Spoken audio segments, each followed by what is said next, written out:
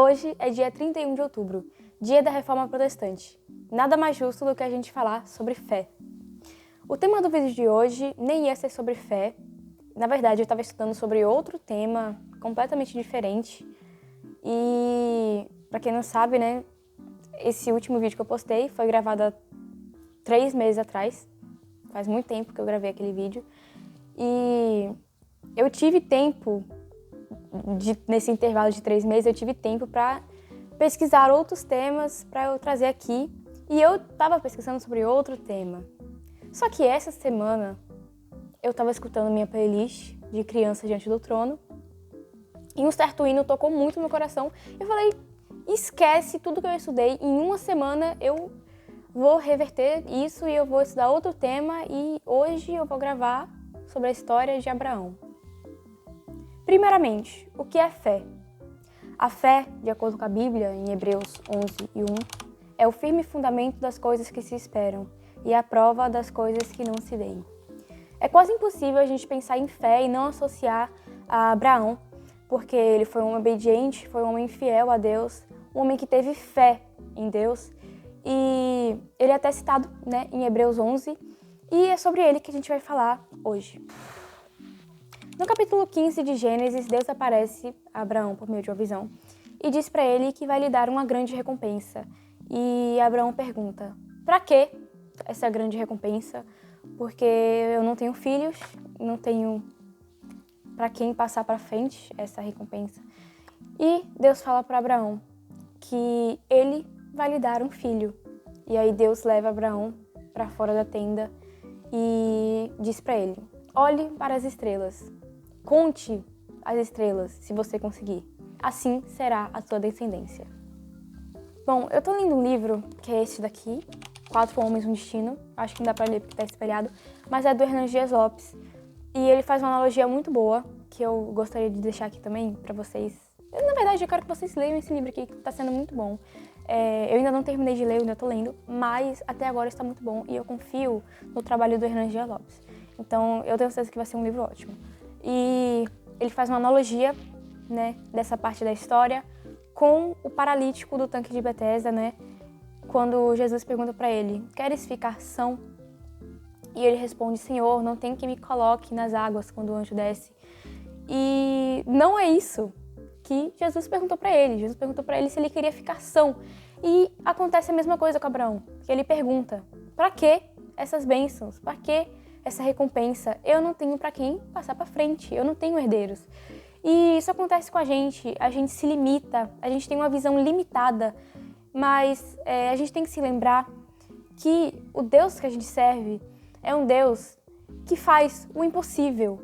E às vezes a gente cria, né, essa barreira de incredulidade porque a gente não consegue ver as maravilhas que Deus tem preparado pra gente, que vão muito além do que a gente pode enxergar. E é muito lindo quando a gente vê quando Deus leva Abraão para fora da tenda e pede para ele contar as estrelas.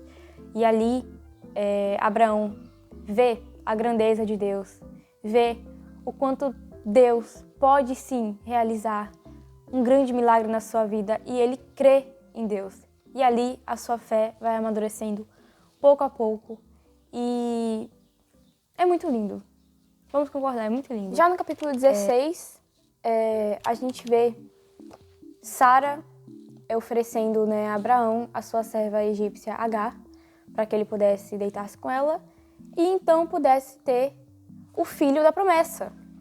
E é muito interessante, eu estava lendo esse capítulo lá na biblioteca da minha escola, com a Bíblia do meu colega que eu peguei emprestado para ler, e eu estava comentando com eles, né, com meus colegas, que isso era um tanto engraçado, porque Sara, ela não tinha a fé o suficiente para entender que Deus iria realizar um milagre nela.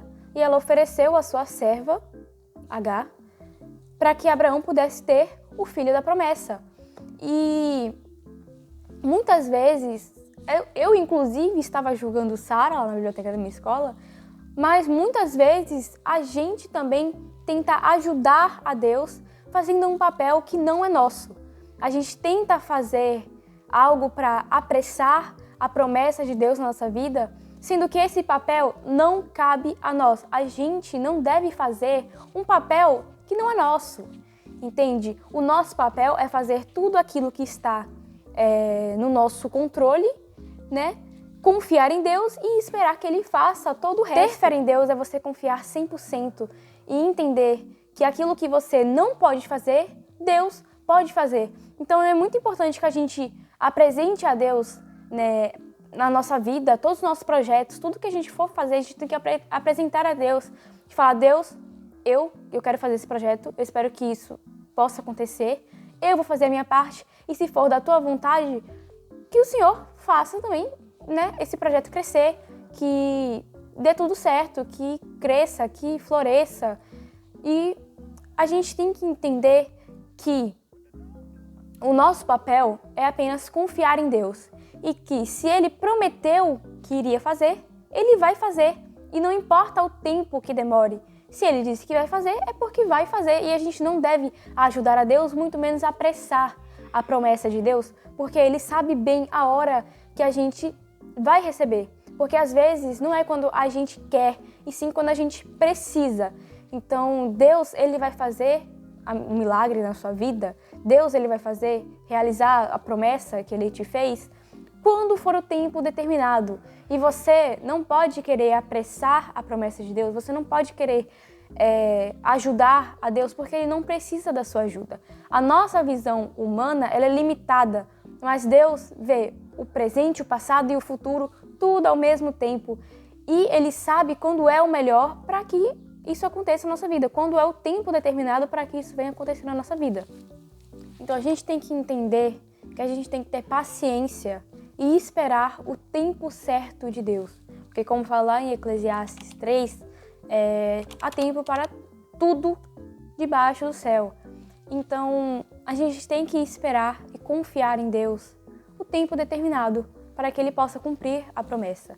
E é aí que a gente vê que a fé de Abraão não estava 100% madura ainda, porque ele não teve a paciência de esperar. E ele fez aquilo que Sara pediu, né? Ele deitou-se com Agar e teve um filho com ela e não teve a paciência de esperar. A fé dele ainda não estava 100% madura e ele não ainda confiava 100% de que Deus iria fazer um milagre na vida de Sara. E a fé dele vai amadurecendo aos poucos, como eu falei. E nesse momento, a fé dele ainda não estava 100% madura. Ele ainda não confiava 100% em Deus.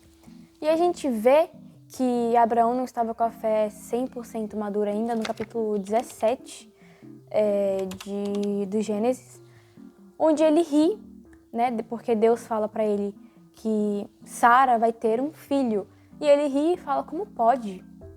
Uma mulher já de idade, uma mulher estéril ter um filho, sabe? Ele ainda não confia 100% em Deus. E Deus vai lá e reafirma a promessa a Abraão. Eu te darei um filho, Sara ficará grávida. E no capítulo 18, Deus reafirma novamente a promessa a Abraão, dizendo, olha, daqui a 1 ano, Sara ficará grávida. Sara terá um filho e o nome dele vai ser Isaac. Na verdade, ele fala isso do nome no capítulo 17. Eu esqueci de falar isso, mas tudo bem. Mas Deus reafirma novamente no capítulo 18. Tanto no capítulo 17 quanto no capítulo 18, Deus reafirma, né, a Abraão. E Sara estava ali atrás da tenda escutando a conversa. E ela ri, dizendo, eu? Estéril? Nessa idade? Vou ter um filho? E Deus fala para ela, Sara, por que você está rindo? Existe alguma coisa impossível para Deus? E ela ainda disse que não riu. Ela ainda mentiu. E Deus falou, você riu. Eu vi que você riu. Gente, que coisa, né? E é importante que a gente se lembre que o mesmo Deus que fez grandes feitos, que realizou milagres no Novo, no Antigo Testamento, é o mesmo Deus que a gente serve hoje. O mesmo Deus que fez fechar a boca do leão, o mesmo Deus que fez o sol parar, o mesmo Deus que transformou a água em vinho, o mesmo Deus que ressuscitou Lázaro, é o mesmo Deus que a gente serve, é o mesmo Deus que faz milagre na sua vida hoje. Então, a gente tem uma visão muito diferente, sabe? Porque a gente olha para os milagres que Deus fez no Antigo Testamento, no Novo Testamento, e a gente às vezes se esquece que Deus não muda e que se Ele fez isso há muitos, muitos anos atrás, o que impede de Ele fazer um milagre também na nossa vida? O que impede Deus de realizar uma promessa para você que parece impossível? Nada vai impedir a Deus, porque Ele é o Todo-Poderoso. E é o mesmo Deus que faz milagres, que fez milagres antes, é o mesmo Deus que faz milagre hoje e é o mesmo Deus que faz milagre no amanhã, porque Ele é o mesmo, Ele não muda e o poder dele é infinito, é eterno e não muda, Ele é imutável. E já no capítulo 21, Deus realiza a promessa. Deus cumpre a promessa na vida de Abraão e na vida de Sara, onde Isaac nasce. O filho da promessa nasce, porque Deus realiza, Deus cumpre suas promessas no tempo determinado, no tempo em que Ele acha melhor para a nossa vida. E é muito lindo, porque o nome, o significado do nome Isaac é Ele ri. E tanto Sara, tanto Abraão riram de incredulidade, da promessa de Deus. Mas agora eles riem porque Deus cumpriu a promessa da vida deles. E não é mais um riso de incredulidade, é um riso diferente. É um riso de realização, um riso de felicidade, porque eles sabem que Deus cumpriu a promessa na vida deles, que Deus é um Deus do impossível. E é muito lindo isso, gente. Como é que você vê uma história dessa e você não sente vontade de chorar? E agora eu quero mostrar como a fé de Abraão amadureceu e como ele confia 100% na palavra de Deus. No capítulo 22, quando Deus fala com Abraão e pede para que ele e Isaac subam até o Monte Moriá e que Abraão sacrifique Isaac. Exatamente. O filho da promessa, o filho tão esperado por Abraão.